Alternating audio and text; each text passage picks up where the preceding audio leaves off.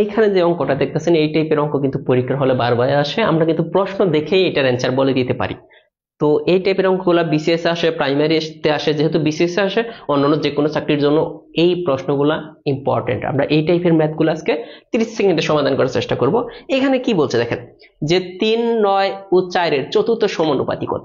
তো চতুর্থ সমানুপাতি বের করার জন্য আমরা জানি সূত্র লাগে, প্রথম রাশি, দ্বিতীয় রাশি, তৃতীয় রাশি, চতুর্থ রাশি, এই সূত্র দিয়ে আমরা ইউজ করি। কিন্তু আজকে আমরা দেখবো যে উইথাউট কোনো সূত্র ছাড়া কিভাবে প্রশ্ন দেখে অ্যান্সার করবো। আমাদের বের করতেছে, বলতেছে চতুর্থ সমানুপাতিটা কত, আমরা জানি না, ওইটা ধরে নিলাম এক্স। এক্স হইতেছে চতুর্থ সমানুপাতি, এটা আমাদের বের করতে হবে। তো বের করতে হলে আমাদের কি লিখতে হবে, এই যে এটা দেখেন, এটা প্রথম, এটা দ্বিতীয়, এটা তৃতীয়, আর এটা 4 নম্বর। তো দ্বিতীয় এবং তৃতীয়টা গুণ করব, দ্বিতীয় এবং তৃতীয়টা গুণ আর প্রথমটা দ্বারা ভাগ, এই আমাদের বের হয়ে গেল চতুর্থ সমানুপাতি। তাহলে কত, 3 তিরিকা 9, 3 4 12। তার মানে এই অঙ্কটার অ্যান্সার কত, 12। দেখেন এখন কিন্তু আমরা প্রশ্ন থেকে করতে পারবো। এখন বলতে পারেন প্রশ্ন থেকে কিভাবে করব, 9 এবং 4 এর গুণফল কত, 4 নং কত, 36, 36 কে 3 দ্বারা ভাগ করলে 12, 12 কিন্তু অ্যান্সার।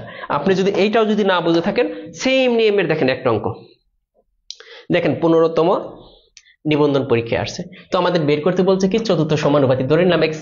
এক্স ইকুয়াল আমাদের কি করতে হবে দেখেন, একটু খেয়াল করে দেখেন, এটা কোনটা, দ্বিতীয়, এটা তৃতীয়, এই দুইটার গুণফল, নিচে হবে কোনটা, প্রথমটা দ্বারা ভাগ।